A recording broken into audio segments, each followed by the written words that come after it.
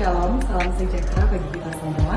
Nama saya Windy Makaram, saya adalah guru di SMP Kristen Ebenezer 1 Manado.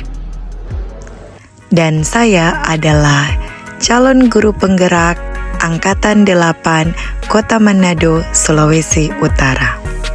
Kali ini saya akan membahas mengenai filosofi pemikiran Ki Hajar Dewantara yang berpihak pada murid, demonstrasi kontekstual modul 1.1.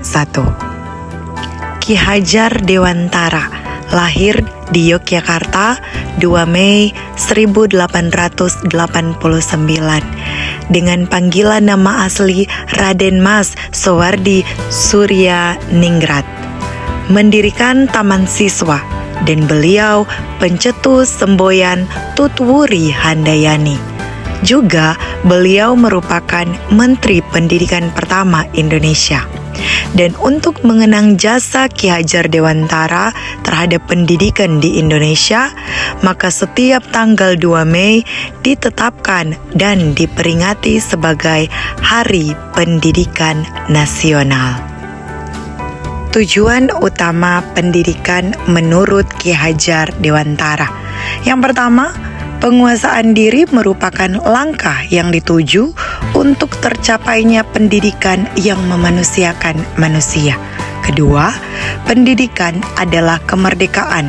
Merdeka berarti setiap orang bisa memilih menjadi apa saja dengan catatan adanya penghargaan terhadap kemerdekaan yang dimiliki orang lain. Filosofi pendidikan menurut Ki Hajar Dewantara. Pendidikan bertujuan menuntun segala kodrat yang ada pada anak agar mereka dapat mencapai keselamatan dan kebahagiaan yang setinggi-tingginya, baik sebagai manusia maupun sebagai anggota masyarakat. Berikut ini adalah 3 filosofis keren dari Ki Hajar Dewantara. Yang pertama, Ingarso Sung Tuludo, di depan memberi teladan. Sebagai guru, kita harus memberikan teladan yang baik kepada siswa ataupun siswi kita. Yang kedua, Ing Madia Mangun Karsa, di tengah membangun motivasi. Jadi, sebagai guru, kita harus memotivasi siswa lewat apresiasi yang kita berikan kepada mereka. Dan yang ketiga, Tutwuri Handayani, di mana di belakang memberi dorongan. Sebagai guru, kita harus memberi dorongan yang lebih kepada siswa untuk mereka bisa maju dan berjuang mendapatkan keberhasilan mereka dan penuh kebahagiaan. Adapun 3 konsep trikon pada proses pendidikan yakni kontinu, konvergen, dan konsentris. Kontinu melestarikan budaya asli Indonesia secara terus-menerus dan berkesinambungan. Sedangkan konvergen, pengembangan yang dilakukan dapat mengambil dari berbagai sumber di luar, bahkan dari praktek pendidikan di luar negeri, dan disesuaikan dengan kebutuhan yang kita miliki. Dan yang ketiga, konsentris, pengembangannya harus tetap berdasarkan kepribadian kita sendiri.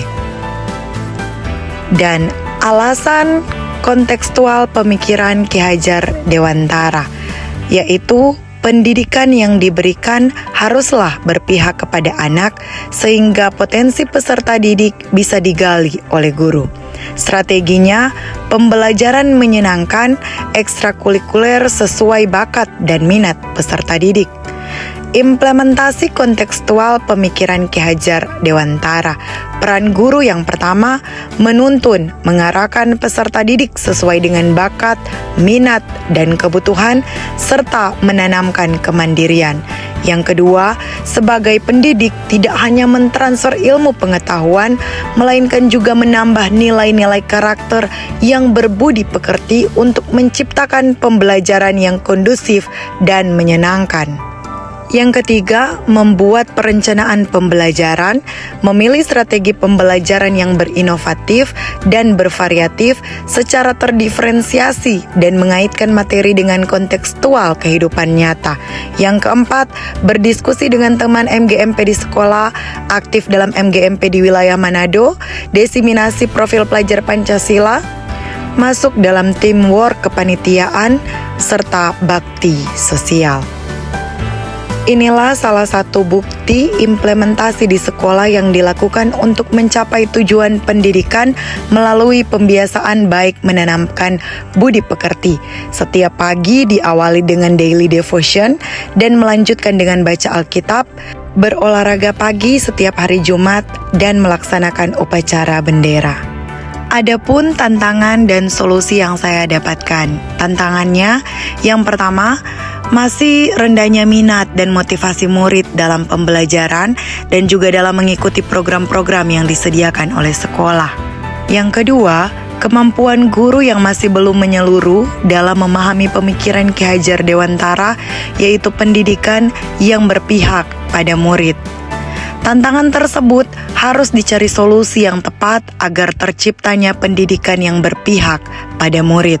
Dan menurut saya, solusi yang paling tepat yaitu yang pertama, menggunakan model atau metode pembelajaran yang berinovatif dan bervariatif agar murid lebih nyaman saat belajar. Yang kedua, guru mengikuti berbagai pelatihan, seminar, workshop untuk dapat mengembangkan keterampilan dan menguatkan pemahaman tentang pendidikan yang berpihak pada murid. Guru tidak boleh bosan dalam memberikan contoh teladan yang baik agar bisa ditiru oleh anak didik. Dan inilah contoh pembelajaran yang saya laksanakan di sekolah saya.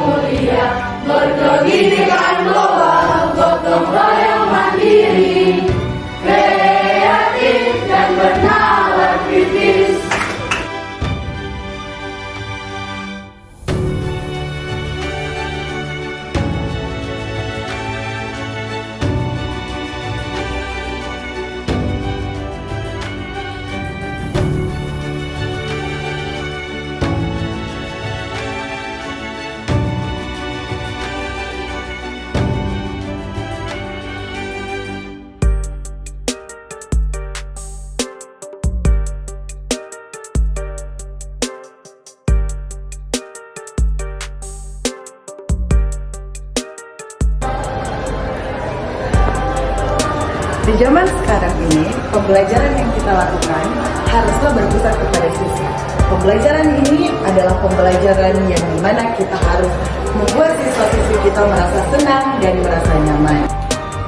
Guru-guru pun menjelaskan dengan menggunakan metode pembelajaran yang menarik dan menyenangkan, seperti dengan menggunakan presentasi, membuat kuis dengan games-games yang ada, juga menampilkan video-video sehingga kami lebih mudah untuk memahami materi yang dijelaskan, juga tak mudah merasa bosan ketika sedang berada di kelas. Demikian pemaparan saya, sampai ketemu lagi. Terima kasih, semoga bermanfaat. Salam guru penggerak.